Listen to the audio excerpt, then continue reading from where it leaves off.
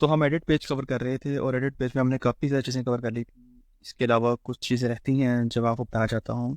और उसके बाद फिर हम इसके ऊपर पूरा एक कंप्लीट प्रोजेक्ट करेंगे जिसमें हम ए टू से जो कुछ पढ़ा है वो सब कुछ इसके अंदर यूटिलाइज़ करेंगे। मैं यहाँ से इस चीज़ों को कट कर देता हूँ। बाय द वे डिलीट करने के लिए मेरे पास जो शॉर्ट की है वो ऐसे है, अगर आपने मेरी शॉर्ट की इंस्टॉल की हुई हैं तो वो आपके ईजी होंगी मेरे साथ फॉलो करने के लिए इस चीज़ों को। तो इन चीज़ों को डिलीट करने के लिए मैं प्रेस करूँगा तो सब कुछ डिलीट हो जाएगा, राइट। मैं यहाँ से कोई भी एक क्लिप जो है ले आता हूँ टाइमलाइन के ऊपर, दिस वन, राइट। तो अब मैं ये चाहता हूँ कि मैं इस क्लिप की जो स्पीड है वो उसको कम या ज़्यादा करना चाह रहा हूँ। इसके दो ऑप्शन हैं हमारे पास। The first one is at the inspector tab which is speed change. आप यहाँ पे देख भी सकते हैं, अगर मैं इसको डायरेक्शन इस पर राइट साइड पर है, अगर मैं इसे यहाँ पे कर दूँगा तो रिवर्स हो जाएगा क्लिप सारा का सारा, राइट। और यहाँ से मैं इसको फ्रीज फ्रेम भी कर सकता हूँ। अब ये जो फ्रेम है सारा का सारा फ्रीज हो गया है।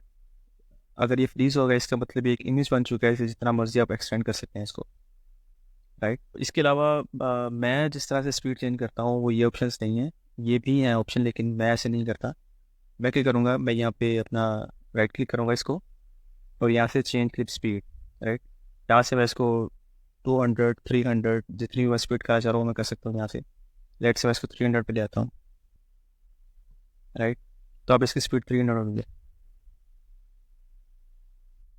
सही है। कमांड से ही on back end control G on Windows, then again right click. इसके अलावा जो है मैं इसके ऊपर दोबारा से change clip duration, sorry change speed.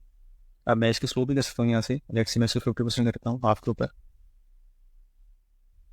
तो नाउ विथ स्लो हो गया है, सही है। इसका जो है शॉर्ट की भी है जो कि मैंने रखा हुआ वो है शिफ्ट आर। आप शिफ्ट आर प्रेस करेंगे तो यहाँ से सेम डायलॉग बॉक्स ओपन हो जाएगा जो कि आप राइट क्लिक करने से ओपन कर रहे थे, सही है। तो ये सब चीज़ें हम यहाँ से भी कर सकते हैं शिफ्ट आर से। यहाँ से आप फ्रीज फ्रेम भी कर सकते हैं इसको, द सेम थिंग, राइट। इसके अलावा इफ़ेक्ट्स में जाकर इसमें आप अगर देखें तो यहाँ पे हमारे पास टाइटल है।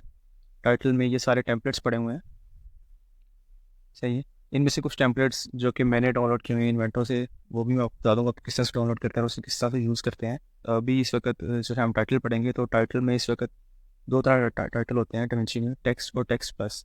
बेसिकली दोनों है एक जैसे ही हैं लेकिन टेक्स्ट प्लस आपको ज़्यादा फीचर्स दे देता है, ज़्यादा कस्टमाइजेशन दे देता है इसके अंदर। तो मैं ज़्यादातर टेक्स्ट प्लस ही यूज़ करता हूँ और प्रोफेशनली यही यूज़ होता है। तो टेक्स्ट प्लस को यूज़ करने के लिए आप इसे ड्रैग करके लेकर आएंगे यहाँ पे क्लिक के ऊपर, राइट। तो you can see that this is a text plus, simple एक टेक्स्ट है ये, कोई एनिमेशन नहीं है इसके ऊपर। और मैं यहाँ पे इसका लिख सकता हूँ यहाँ पे, लेट्स से कि मैं इस वक्त न्यूयॉर्क में हूँ, ये न्यूयॉर्क का क्लिप है। तो यहाँ से अपने पसंद का फ़ॉन्ट यूज़ कर लूँगा, ये बहुत सही इम्पोर्टेंट था, ओके। देन मैं जो है इसको रिसाइज कर देता हूँ। रिसाइज हम यहाँ से कर सकते हैं इसको, राइट। ये इसकी कुछ मेन प्रॉपर्टीज़ हैं, कुछ मैं बताऊंगा बाकी सब ज़्यादातर अननेसेसरी हैं। लेट्स से कि ये इसका थोड़ा सा इसको ट्रैकिंग के लिए है। और उसके बाद में जो है ये लाइन स्पेसिंग है इसकी, ये लाइन स्पेसिंग तब होती है जब आप इसको डबल लाइन्स पे लिख रहे होते हैं इसको, राइट। ये इसका आप बताएगा कि इसको कहाँ पे आप प्लेस करना चाह रहे हो, सही है। और इसके बाद में ये है इसकी हॉरिजॉन्टल अलाइनमेंट। लेट्स से कि आप इसको राइट और लेफ़्ट प्लेस करना चाह रहे हैं या मिड में, सही है। और इसके बाद में अगर आप यहाँ पे देखें टेक्स्ट के बाद में लेआउट ट्रांसफॉर्म शेडिंग है। तो लेआउट के अलावा जो अगर आप जाते हो यहाँ पे शेडिंग के अंदर डायरेक्ट, तो फर्स्ट में है ये वाइट सॉलिड जो इसका कलर लेयर है। दैन इसके पास आपको रेड आउटलाइन है, इसे क्लिक करो इसके ऊपर आप रेड आउटलाइन बना सकते हो किसी भी कलर की। लेट से मैं इसे ब्लैक कर देता हूँ। तो इसकी विड्थ जो है मैं यहाँ से बढ़ा सकता हूँ इसकी, रेड, सही है। तो उसके अलावा ये भी ऑप्शन है, सब ट्राई कर लीजिएगा, ये कुछ खास नहीं है, बस इसमें ग्लो ऐड कर दिया था इसके अंदर। और उसके बाद अगर आप थर्ड ऑप्शन की तरफ जाते हैं तो ये इसका ब्लैक शेडो है। वैसे इनेबल करूँगा तो इसके पीछे शेडो आ जाएगा। शेडो में आप इसका सॉफ्टनेस कर सकते हैं इसे, राइट।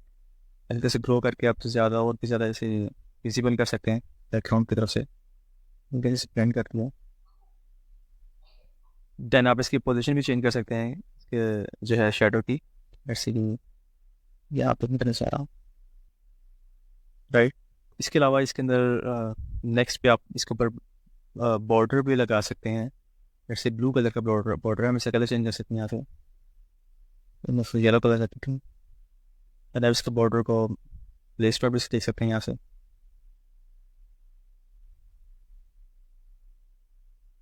राइट। इसके अलावा हमारे पास इसका एक मैं इसे फिलहाल इसे मैं इसे डिसेबल करने लगा हूँ। अगर आप टेक्स्ट पे जाते हैं तो इसके बाद हमारे पास एक बड़ी मजे की एनिमेशन है यहाँ पर टेक्स्ट में जो मिल जाएगी, राइट ऑन एनिमेशन। आपने कई वीडियोस में देखा होगा। लेट्स से कि मैं इसे यहाँ पे पॉइंट लगाता हूँ, डायमंड को इनेबल करता हूँ, ये की फ्रेम है, राइट। तो इसे मैं यहाँ पे ज़ीरो कर देता हूँ, सही है। इसके बाद मैं कुछ ऑलमोस्ट 1 सेकंड के बाद इसे मैं दोबारा से पुल कर देता हूँ इसे। तो अब ये कुछ एनिमेशन इस तरह से बन जाएगी, राइट। और इसके बाद में चीज़ मैंने आपको बतानी थी वो ये थी कि जनरेटर पे जब आप आते हो तो यहाँ पे आप काफ़ी ज़्यादा प्रीसेट्स बने वो मिलेंगे आपको। लेट्स से कि ये पेपर बैकग्राउंड है, इसका ये डेविंसी रिजॉल्व के अपने हैं। तो इसके अंदर आप जनरेटर पे जाते हो, यहाँ पे इनकी सेटिंग्स को शेड के आप इसका अच्छे से डिज़ाइन पेपर बैकग्राउंड डिज़ाइन कर सकते हैं आप। तो ये भी जो है एनिमेशन के टाइम यूज़ होता है इस तरह का बैकग्राउंड, ये भी हम यूज़ करेंगे जब हम इसके ऊपर प्रॉपर एडिटिंग शुरू करेंगे। इसके अलावा इसके ये नॉइज़ ग्रेडिएंट बैकग्राउंड है इसका, इसके अंदर भी आप अगर इसको इसकी डिटेलिंग उनका शेडिंग है तो इस तरह के बैकग्राउंड भी बहुत ज़्यादा यूज़ होते हैं वीडियो एडिटिंग में, सही है। तो इसके अलावा हमारे पास टेक्सचर बैकग्राउंड है, ये भी देख लें आप। बाकी आप इन सबको एक्सप्लोर करें, इनमें से जो मेन काम की चीज़ें से आपको वो बता रहा हूँ। बाकी तो काफ़ी ज़्यादा इफेक्ट्स यहाँ पड़े हुए हैं, आप खुद भी से एक्सप्लोर करिएगा। ये colour solid colour layer basically by default ये ब्लैक होती है, लेकिन आप इसका कलर यहाँ से चेंज कर सकते हैं, कुछ भी रख सकते हैं यहाँ से। सयान कर दिया या फिर आपने इसको येलो डेल्टा कर दिया भी। इसके अलावा आप यहाँ से आके तो जो एजुकेशनल वीडियोस होती हैं या जो 2D एनिमेशंस वगैरह होती हैं जो सिर्फ टेक्स्ट बेस्ड एनिमेशंस होती हैं, उनमें इस तरह के बैकग्राउंड यूज़ होते हैं, सॉलिड कलर। इस तरह ये भी हम यूज़ करेंगे अपनी एडिटिंग में। इसके अलावा एक मेन इंपॉर्टेंट थिंग है जो मैं आपको बताना चाह रहा था यहाँ पे, adjustment clip. Basically adjustment clip जो होता है ये ट्रांसपेरेंट लेयर होती है, लेकिन ये यूज़ होती है मल्टीपल क्लिप्स के ऊपर इफेक्ट्स क्रिएट करने के लिए। लेट्स से मैं इसको नहीं छोड़ूंगा, वैसे सेटिंग्स छोड़ूंगा। तो ये एडजस्टमेंट क्लिप उसको ही सारा का सारा इफेक्ट इसके ऊपर लग रहा है, सारा वीडियो क्लिप के ऊपर एडजस्टमेंट लेयर के थ्रू। तो इसके अलावा कलर करेक्शन के टाइम भी एडजस्टमेंट लेयर बहुत ज़्यादा हेल्प होती है। और इसके अलावा अगर आप मल्टीपल जो है ट्रांजिशंस वगैरह ऐड करना चाह रहे हैं, उसमें भी आपको ये एडजस्टमेंट लेयर बहुत ज़्यादा हेल्प करेगी।